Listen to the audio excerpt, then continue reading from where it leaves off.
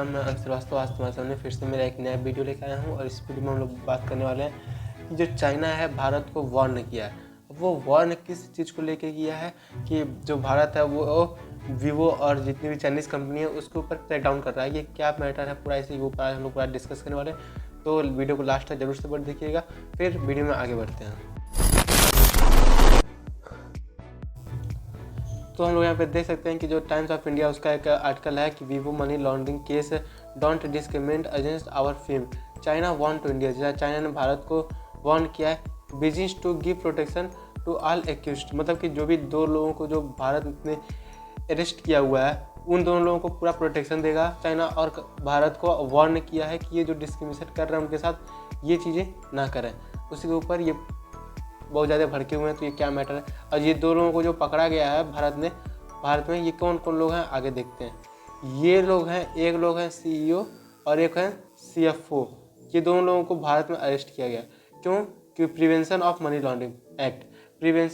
Laundering act के तहत इनको अरेस्ट किया गया और ये दोनों लोग CEO हैं। और इसको करके भारत ने बहुत ही बड़ा ऊंचा काम कर दिया है कि इससे पूरे दुनिया को एक मैसेज चला गया है कि भारत में अगर आपको बिजनेस करना है तो आपको भारत के कानून को मानना पड़ेगा, और अगर आप नहीं मानेंगे तो किसी भी लेवल के लोग हों हम उनको अरेस्ट कर लेंगे। तो चाइना ने इन्हीं दोनों लोगों को बचाने की बात कही है। अब यहाँ पे देख सकते हैं कि चाइना का कितना डोमिनेंस है भारत के ऊपर। सैमसंग जो मेरा फ़ोन है ये भी चाइनीज़ नहीं है, लेकिन यहाँ पे 2 से लेकर 7 तक ये पूरा चाइनीज़ कंपनी है, टोटल चाइनीज़ कंपनी है। और आए दिन इनको ये भी डर है कि आने वाले समय में ये जो इनकी सेल्स है 2 से 7वें नंबर तक ये पूरी तरह से क्या हो जाए, कम हो जाए, गिर जाए। इसकी वजह से ये थोड़ा बहुत डरे हुए भी हैं। और एप्पल ने भी भारत में अपनी मैन्युफैक्चरिंग को स्टार्ट कर दिया है, जिसके वजह से इसके भी जो सेल है वो इंक्रीज़ करने वाली है, क्योंकि इसकी जो प्रोडक्ट होते हैं काफ़ी महंगे होते हैं तो लोग अफोर्ड नहीं कर पाते। ज़्यादातर लेने के इच्छा होता है लोगों को, लेकिन फिर भी वो ले नहीं पाते हैं। तो जब प्राइसेस कम हो जाएंगे तो फिर उम्मीद है कि इसका भी सेल क्या होगा, इंक्रीज़ करेगा। और अंडर द लेंस अगर देखा जाए हम लोग तो Chinese handsets maker Xiaomi, Realme, Oppo, Vivo और भी जितने सारे हैं इन्होंने बहुत सारे कस्टम ड्यूटी है जो पे नहीं किया है। तो लास्ट 5 साल का यहाँ पे रिकॉर्ड अगर हम लोग देखें तो 109 crore custom duties of rupees 8,000 crore. 8,000 crore का जो इनका कस्टम ड्यूटी बनता है वो भारत को अभी तक इन्होंने पे नहीं किया है। और ये सब चीज़ें चल रही हैं, तो डिस्क्रिमिनेशन की कोई बात ही नहीं है। और हम लोग अगर यहाँ पे देखें तो यहाँ पे बोला गया चाइना ने कि जो भी भारत के जो भी बॉर्डर से रिलेटेड जो भी कॉन्फ्लिक्ट हैं बॉर्डर पे उसको क्या किया जाए, साइड रखा जाए, और जो इकोनॉमी है उसका जो इशू है उसको साइड रखा जाए। ये कैसे हो सकता है? ये उनका ओपिनियन है।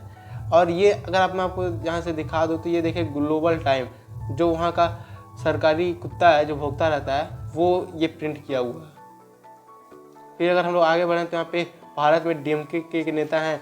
DMK के पूरे पार्टी को क्या हो गया मुझे तो कुछ समझ में नहीं आ रहा। ये बोलते क्या हैं, लोग करते क्या हैं, लोग इनके मेंटलिटी क्या है, कुछ मुझे समझ में नहीं आता कि ये है कौन।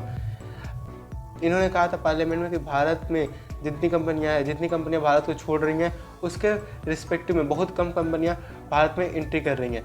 तो इन्होंने एक आंकड़ा भी दिया था कि 2018 से मार्च से लेकर 2019 तक 559 जो फॉरेन कंपनी है वो भारत को छोड़ दी, उसके जगह पे 469 जो कंपनियां हैं वो भारत में आई।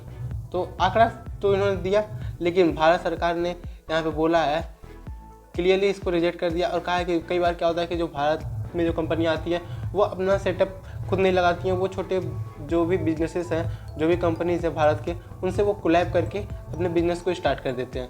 और यहाँ पे एक चीज़ देखा दो, FM rejects claim of more foreign companies living country than entering, मतलब यहाँ पे ये बताया गया है कि जो भी लिविंग कंट्री है देन एंटरिंग, ये क्लेम जो किया गया था इसको टोटली रिजेक्ट कर दिया गया है। और यहाँ पे देख सकते हैं कि जो FDI फॉरेन डायरेक्ट इन्वेस्टमेंट है वो इंक्रीज हो गया है $9,000 मिलियन सिंस 2018 से लेकर 19 तक। ये इतना ज़्यादा इंक्रीज हो गया और ये धीरे धीरे बढ़ते ही जा रहा है। तो ये क्लेम भी क्या कर दिया गया है, फॉरेन इन्वेस्टर की तरफ से रिजेक्ट कर दिया गया है।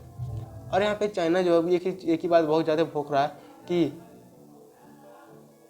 Playing geopolitical game with China is not affordable for India. ये धमकी वाली बात हो जाती है। तो ऐसे देखिए ये बौखला गया है इसको समझ नहीं आ रहा क्या कर रहा है। और मैं बता दूँ कि जो भी ये कह रहा है कि हमारे साथ ही क्या हो रहा है, डिस्क्रिमिनेशन हो रहा है और सारी कंपनी के साथ नहीं हो रहा है। हो सकता है जितने भी चाइना की कंपनियाँ वही बस कर रहे हो और कोई कर नहीं रहा है। अब एक हम लोग को करना है, चाइना को टोटली बाइकआउट कर देना, उसका प्रोडक्ट ही नहीं लेना है। कई लोग ये सोचते हैं कि हमको फ़ायदा हो रहा है इस कंपनी से वो, लेकिन उनको लास्ट में क्या होता है कि नुकसान ही होता है। उनका डाटा भी सिक्योर नहीं रहता, कई सारी चीज़ें वो उनका सिक्योर नहीं रहता है। अगर लेना ही है तो नॉन चाइनीज़ लीजिए, किसी भी देश का हो, लेकिन ले लीजिए, लेकिन फिर चाइनीज़ तो ना लें कम से कम। तो हम लोग इस तरह से उसको क्या कर सकते हैं, बाइकआउट कर सकते हैं। ये रहा आज का पूरा वीडियो। अगर वीडियो पसंद आए तो वीडियो को लाइक कमेंट शेयर जरूर कर दो। और अभी तक चैनल अंश लाला रिसर्च चैनल को जिन्होंने सब्सक्राइब नहीं किया, मेरे चैनल को सब्सक्राइब कर दो। फिर मिलते हैं नेक्स्ट वीडियो में किसी नए टॉपिक से। तब तक के लिए जय हिंद, जय भारत, जय श्री राम।